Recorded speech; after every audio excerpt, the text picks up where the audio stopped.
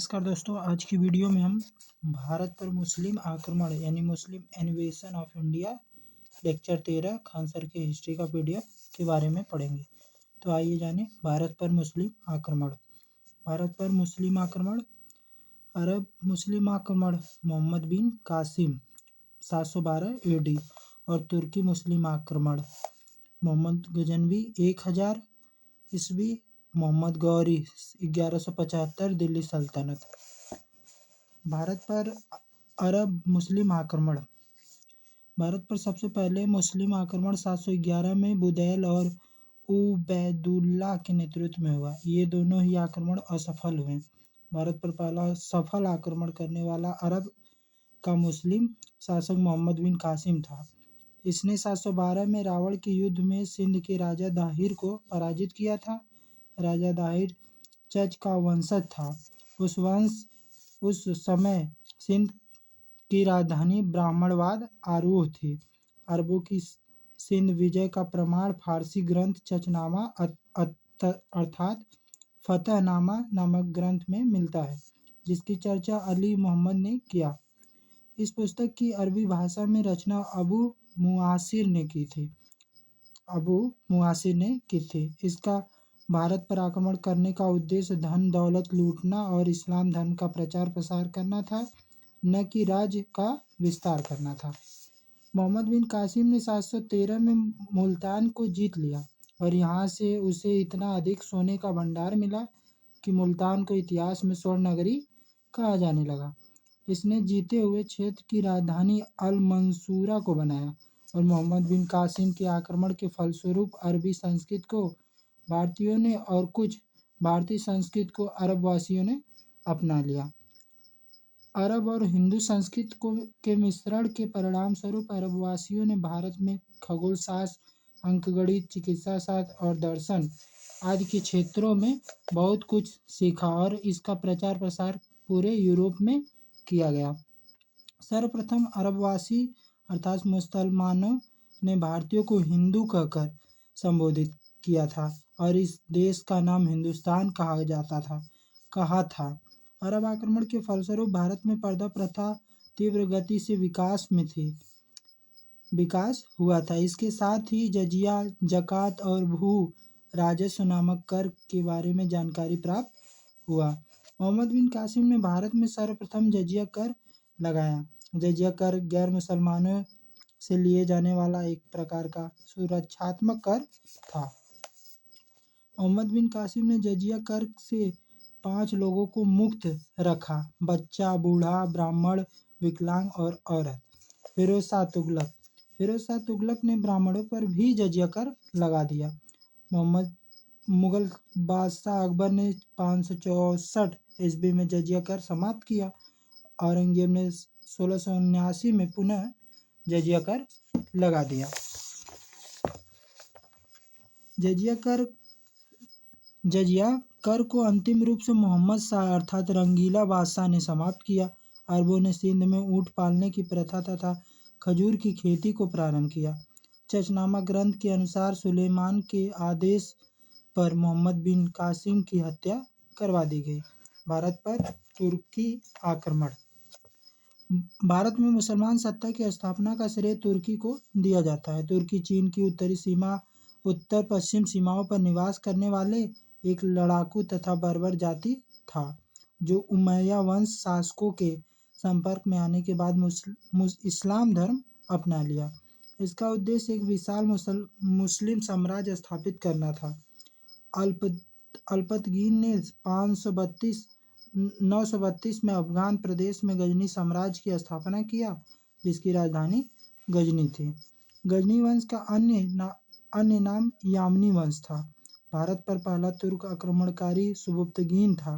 प्रथम तुर्क आक्रमणकारी के समय पंजाब में शाही वंश का शासन जयपाल शासक कर रहा था।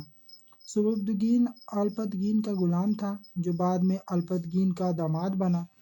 इसने 986 में हिंदू शाही वंश के शासक जयपाल को पेशावर में पराजित किया। मोहम्मद गजनवी सुबुक्तगीन का पुत्र मोहम्मद गजनवी था, जो अफगान की कागजी का रहने वाला था। मोहम्मद गजनवी 998 ईसा में गद्दी पर बैठा। अपने पिता के काल में मोहम्मद गजनवी खुरासान का शासक था। सर हेनरी इलियट के अनुसार इसने 1000 से 1027 ईसा के बीच कुल 17 बार भारत पर आक्रमण किया। इसने मध्य एशिया में एक बड़े साम्राज्य की स्थापना के लिए धन प्राप्त करने के उद्देश्य से भारत पर आक्रमण किया। इसने 1001 में पंजाब के हिंदू शाही वंश के ऊपर आक्रमण किया। उस समय इसकी राजधानी वहिंद अथवा उदय भंडापुर थी। इस समय यहाँ के शासक जयपाल थे। जयपाल एकमात्र शासक हैं जो पराजित होने पर आत्महत्या कर लिए। 1005 ईसा में महमूद ने मुल्तान पर आक्रमण किया और वह वहाँ के शासक करामिता संप्रदाय के फतह दाऊद को पराजित किया।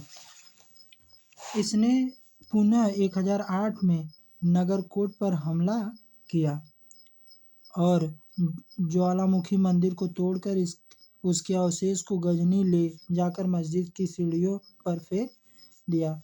1018 में मोहम्मद गजनवी ने सर्वप्रथम गंगा घाटी के क्षेत्र पर आक्रमण किया और इस समय जहां गुर्जर प्रतिहार शासक राज्यपाल का शासन था, उसकी राजधानी कन्नौज थी।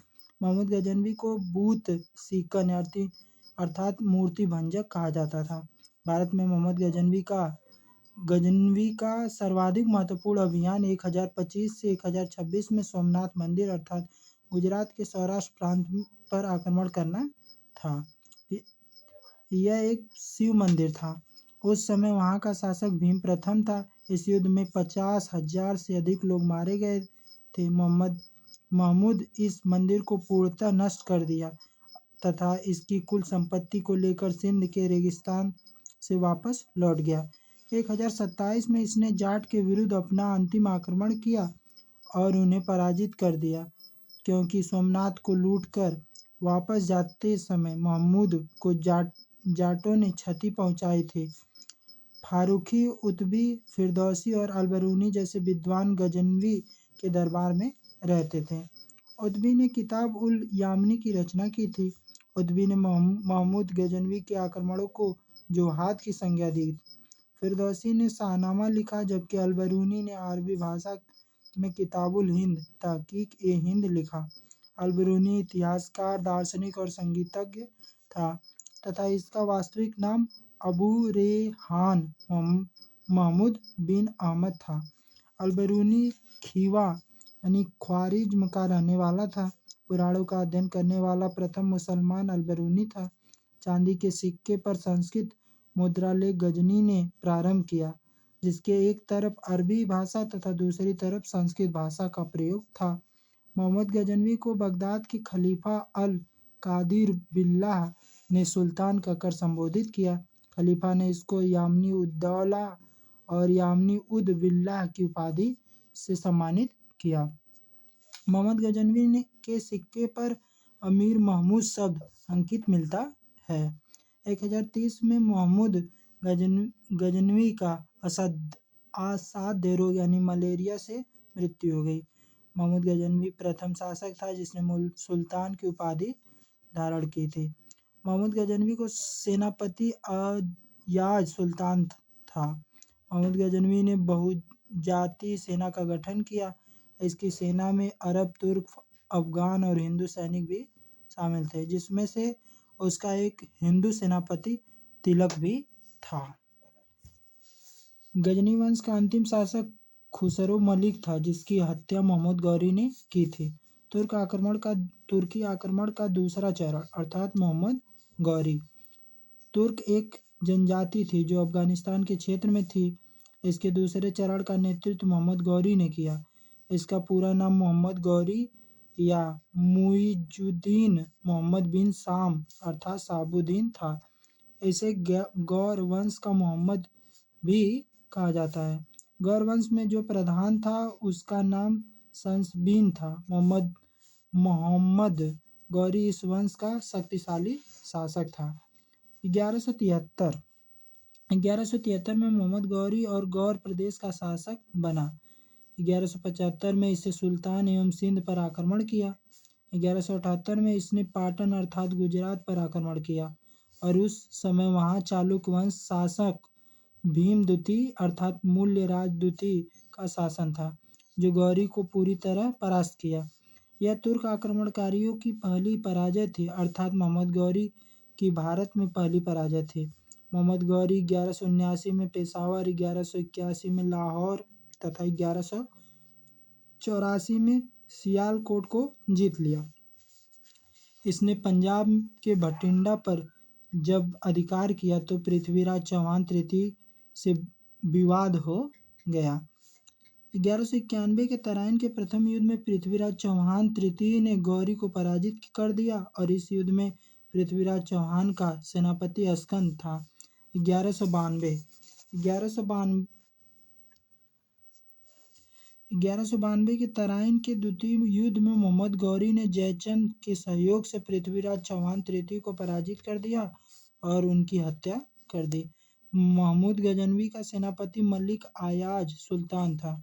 इतिहासकार B.S. स्मिथ ने कहा है कि तराइन का द्वितीय युद्ध ऐसा निर्णायक युद्ध साबित हुआ जिसमें भारत पर मुसलमानों का आधारभूत सफलता निश्चित कर दिया। बाद में होने वाला आक्रमण परिणाम मात्र थे। तराइन के युद्ध के बाद गौरी ने मेरठ अलीगढ़ पर अधिकार कर दिल्ली को अपनी राजधानी बनाया। 1194 के चंदावर के युद्ध में फिरोजाबाद उसमें कन्नौज के शासक जयचंद को पराजित कर दिया। मोहम्मद गौरी का गुलाम तथा कुतुबुद्दीन ऐबक का सेनापति बख्तियार खिलजी 1198 में नालंदा विश्वविद्यालय को ध्वस्त करा दिया तथा बिहार शरीफ नामक शहर बसाया। 1205 में गौरी ने अपना अंतिम अभियान पंजाब के खोखर जातियों के विरुद्ध किया। मोहम्मद गौरी का सेनापति मोहम्मद बिन बख्तियार खिलजी ने 1203 में बिहार विजय, 1204 से 5 में बंगाल विजय तथा 1206 में असम पर आक्रमण किया। बिहार को जीतने वाला प्रथम मुस्लिम विजेता बख्तियार खिलजी को माना जाता है। बख्तियार खिलजी ने लखनौती को अपनी राजधानी बनाई थी। बख्तियार खिलजी की हत्या उसके ही अधिकारी अलीम डार्न खिलजी ने की। बख्तियार खिलजी के बंगाल आक्रमण के समय वहाँ सेन वंश का शासन लक्ष्मण सेन का शासन था, जिसकी नदियाँ थी। गौरी के समय सिक्कों पर हिंदू देवी लक्ष्मी तथा नंदी के चित्र का अंकन मिलता है। उन पर देवनागरी लिपि में मोहम्मद बिन साम अंकित है। मोहम्मद गौरी के 7 प्रसिद्ध चिश्ती संत मोइजुद्दीन चिश्ती भारत आए थे, जिन्होंने भारत में चिश्ती संप्रदाय की स्थापना की। मोहम्मद गौरी का कोई पुत्र नहीं था तथा जयचंद को पराजित करने के बाद गौरी द्वारा भारत में जोते गए प्रदेशों को कुतुबुद्दीन ऐबक को सौंपकर वापस गजनी लौट गया। मोहम्मद गौरी ने कुतुबुद्दीन ऐबक को प्रथम एकता प्रदान किया। 1206 में दमयक नामक स्थान पर रामलाल खोखर ने मोहम्मद गौरी की हत्या कर दी। मोहम्मद गौरी को गजनी में दफनाया गया। मोहम्मद गौरी के 3 प्रमुख गुलाम थे, कुतुबुद्दीन ऐबक, यलदौज, कुवाचा। भारत में कागज का उपयोग 12वीं शताब्दी से आरंभ हुआ। इसके बाद दिल्ली सल्तनत अर्थात दिल्ली सल्तनत। तो इसके बाद अगली वीडियो में जानेंगे दिल्ली सल्तनत। जय हिंद, जय भारत।